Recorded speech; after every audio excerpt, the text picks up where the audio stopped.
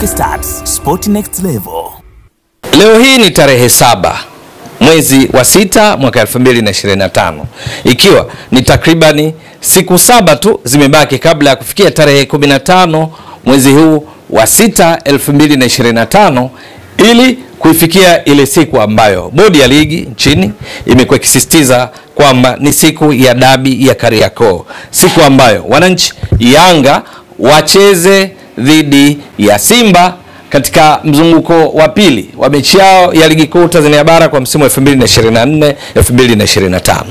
Lakini wananchi Yanga ambao ni wenyeji katika mechi hiyo wangali wakisisitiza kwamba hawachezi ngo. Na sababu moja hapo ni kwamba barua yao ya Machi 9 kuiendea bodi ya ligi kutoa malalamiko kadhaa kuhusiana na kile kilichotokea Machi 8, siku ambayo mechi hii ilipaswa kuchezwa kabla bodi ya ligi kuahirishwa kutokana na kile ambacho wafuatiliaji wengi wa mpira wa miguu nchini na wengine nje ya Tanzania wanaofuatilia ligi kuu Tanzania bara wanafahamu bado hayajatekelezwa. Hata hivyo, wakati kukiwa na taarifa tofauti kutoka kwa wanaotarajiwa kwa wenyeji wa mchezo huo Yanga, kutoka kwa bodi ya ligi kuhusiana na mtazamo wao kwa mechi hiyo, Yanga wakisisitiza hawachezi, bodi ya ligi wao wakiamini kwamba mechi hiyo itachezwa. Lakini kuna lingine limejitokeza. Hili laonekana kana kwamba ni mtego mwingine kwa bodi ya ligi, ambao namna pekee ni kwa bodi ya ligi kutoa ufafanuzi wa kina kwa wananchi, kwa mashabiki wanaofuatilia mpira wa miguu, na hususan kuhusiana na taarifa za dabi hiyo. Nayo ni juu ya maswali ambayo yamekuwa kizunguka mitandaoni, lakini pia kupitia jukwaa letu hili Mbwaduke Stats Sport Next Level tumekuwa tukiyapata maswali hayo hasa kutoka kwa mashabiki wapenzi wa Yanga. Bodi ya ligi bila shaka kama inayo majibu, basi inapaswa kuendelea kuyatoa na kufafanua kwa kina, pengine kupunguza maswali hayo. Maswali hayo ni yapi? Maswali hayo ni pamoja na hili la kwanza, kwamba kwa mujibu wa kanuni za ligi kuu Tanzania bara msimu 2024-2025, mwenyeji ndiye anayejua uwanja upi wa kutumia kwa mechi zake. Hilo linafahamika. Kuna uwanja ambao hutumika mara kwa mara unafahamika, lakini kuna nafasi mbili za timu kuchagua viwanja tofauti vitakavyotumia kwa ajili ya mechi zake. Mechi ya Machi 8 ilipaswa kuchezwa kwa Mkapa na ambayo haikuchezwa. Lakini mechi hii ya iliyopangwa na bodi ya ligi Juni 15 itachezwa kwenye uwanja upi? Yes, pengine bodi ya ligi wanayo majibu na pengine washawahi kuyatoa, basi wayatoe kadri inavyowezekana ili kupunguza maswali haya, hasa kutoka kwa baadhi ya mashabiki na wanachama wa Yanga, kwa sababu Yanga wanasema hawachezi. Sasa uwanja upi utakaotumika kwa mechi hiyo ambayo mwenyeji hajaamua bado ni uwanja upi atautumia? Hili ni swali ambalo ni miongoni mwa yale ambayo ni kama mtego ambao bodi ya ligi kama wana majibu yake, basi kuyatoa kufafanua kwa kina ili yaeleweke. Lakini kuna swala la pili. Swala la pili ni kuhusiana na tiketi.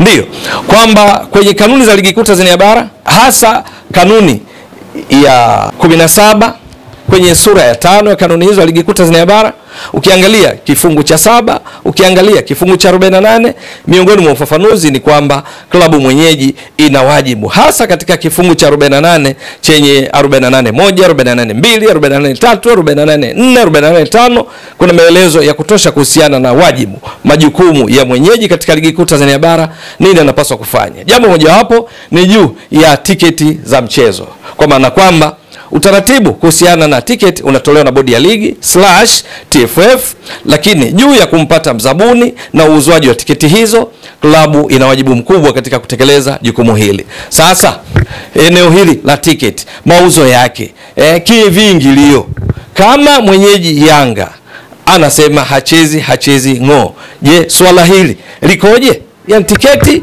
na viingilio likoje kuhusiana na mechi hii? Hii ni miongoni mwa maswali ambayo yamekuwa kizunguka mitandaoni, lakini pia yakifika pia kwenye majukwaa kama letu la Mbwaduke Stats Sport Next Level. Bodi ya ligi hususan kupitia kwa afisa habari wake Karim Boimanda na maafisa wengine, bila shaka wanapaswa kulitolea ufafanuzi wa kina ili lieleweke kuhusiana na hili, kwa sababu wenye wajibu huu, wenyeji Yanga, wanasema hawachezi, na kama hawachezi, bila shaka swala hili hawawezi kulifanyia kazi wakishirikiana na mzabuni wa awali, bila shaka ndio ambayo ndo mzabuni mwenyewe. Lakini kama hawachezi na wao ndo wenye wajibu, swala hili likoje?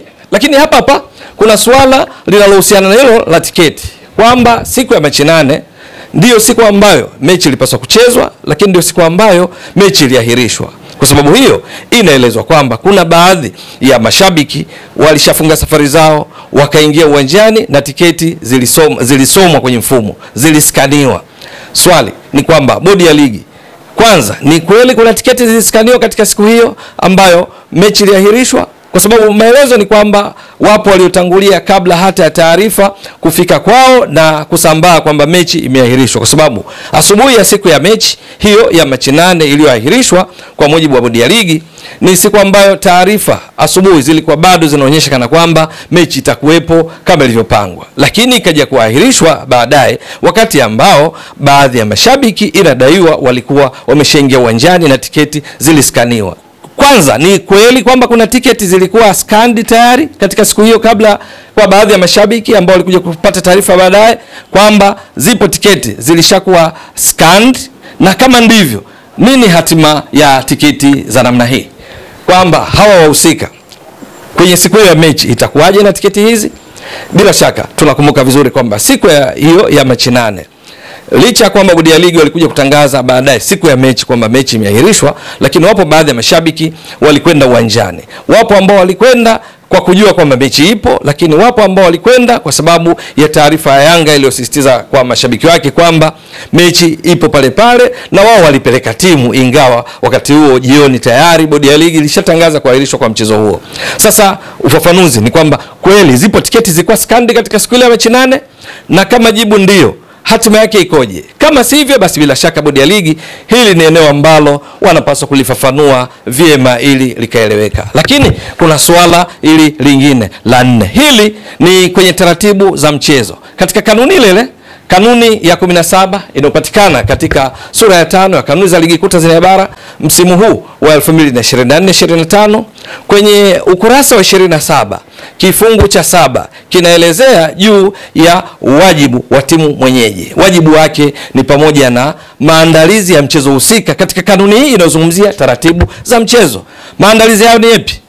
Maandalizi ni pamoja na kuhakikisha timu mwenyeji anahakikisha pana kuwapo na gari la wagonjwa, tunasema ambulance iwepo, lakini kuna kuwa maandalizi yake ni pamoja na kuwa na daktari, lakini maandalizi mengine ni pamoja na kuhakikisha kuna kuwa na waangalizi wa uwanja, inaitwa stewards, waangalizi wa uwanja. Kuna kuwa pia na vijana wakota mipira, wanaitwa ball kids wanapaswa kuwepo. Lakini vile vile katika kuelekea mechi hii, timu mwenyeji inapaswa kuitangaza mechi hii mpaka kufikia siku. Lakini sio hilo tu, hata itakapofika siku moja kabla ya mchezo, timu zinapaswa, ikiwamo timu mwenyeji, itume kocha wake, nahodha ama mchezaji mwenye ushawishi kwenda kuzungumza na waandishi wa habari. Mkutano na waandishi, siku hii bado haijafika ya mkutano na waandishi, kwa hiyo inaweza isiwe hoja sana hapa kuelekea siku hiyo. Lakini kwa sababu Yanga wameshasema hawachezi maana yake maandalizi yote kuhusiana na haya maeneo, kwa mfano kuelekea mechi hiyo, lakini mpaka hiyo siku moja kabla ya mechi, mkutano na waandishi wa habari, Yanga ni nani atakayewafanyia au nani anawafanyia maandalizi haya kwa niaba yao? Na je, kwa makubaliano yepi? Yani huyo anayewafanyia na wao kuna makubaliano yepi? Bila shaka hili ni eneo ambalo pia bodi ya ligi inapaswa kulitolea ufafanuzi ili lieleweke kwamba wakati kisisitiza dabi ipo pale pale Juni 15, 2025, ikiwa leo ni tarehe 7, bado siku 7 kufikia siku ya 8 ambayo ni Juni 15.